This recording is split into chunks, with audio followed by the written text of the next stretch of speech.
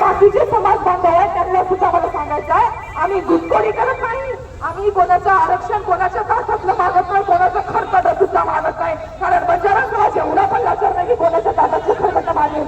त्यामुळे हे आमच्या हक्काचा, हा माझा जन्मसिद्ध, आमचा जन्मसिद्ध हक्क आहे आणि सरकारला हे आमची मागणी पूर्ण करावी लागेल.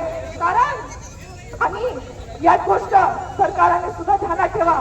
एक गोष्ट सांगू, हा सरकार कान असून भरल्यासारखं वागतो, डोळे असून आंधळ्यासारखं वागतो. त्यामुळे सरकार आता डोळे असून आंधळ्यासारखं वागू नका आणि कान असून भरल्यासारखं वागू नका. कारण बंजारा समाज त्या झोपलेला नाही, बंजारा समाजाचा जागा झालेला आहे, बंजारा समाजाला रोखू शकत नाही. आम्ही शांततापूर्वक तुम्हाला मागणी मागत आहोत, शांततापूर्वक आम्ही तुम्हाला मागणी मागत आहोत. आमची मागणी पूर्ण करा, नाहीतर तुम्हाला 17 सप्टेंबर येणाऱ्या 17 सप्टेंबर रोजी मराठवाडा मुक्ती संग्रामची आम्ही साजरी करू देणार नाही.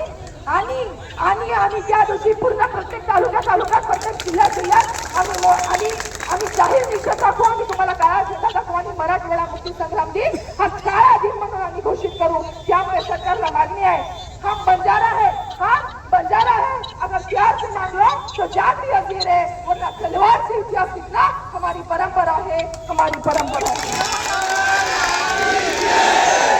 या मुद्द्याला ध्यानात ठेवता येईल. देखो गौर भाइयों, समय सुद्धा मार्केटचा आप जागे आहे जागे रो एकीची लढो.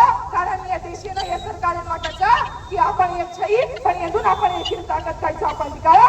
वरे करू आपला हक्काचा, आपला जन्मसिद्ध हक्काचा शिवाय आपण खबर छई आणि केरी आयडिया वेळा तू खेळत घे बापला खबर छई. आपण आरक्षण आपण जोपर्यंत मिळेल तोपर्यंत तमको लाल लेवा छई, लाल ताक लेवा छई. ही सेवा भय बनलो.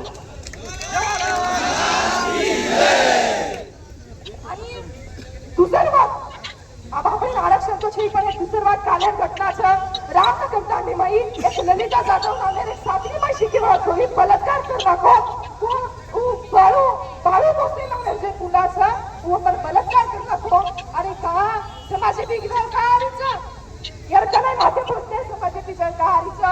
अरे पुन्हा सरकारला पण ही गोष्ट सांगायची आहे की ललिता जाधव नावाच्या पोरीवर एक 7वी वर्गात शिकणारी 12-13-14 वर्षाची मुलगी आहे आणि त्या मुलीवर बाळू भोसले या नावाच्या मुलाने बलात्कार करून खुल्या हिंडत आहे, चाकू घेऊन फिरत आहे आणि सरकारला सुद्धा धमकी देतोय, त्या घरच्यांना सुद्धा धमकी देतोय की तुम्हाला चाकू घालून मारून टाकू. हे पोलीसवाले माझ्या खिशातले, हे सरकार माझ्या खिशातले.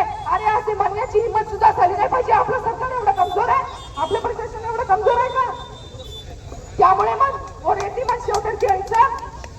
सूर्याला तळात झटण्याचा किती प्रयत्न केला तरी सूर्य मात्र प्रकाश देणे थांबवत नाही. आणि बंजारा समाजाला अन्याय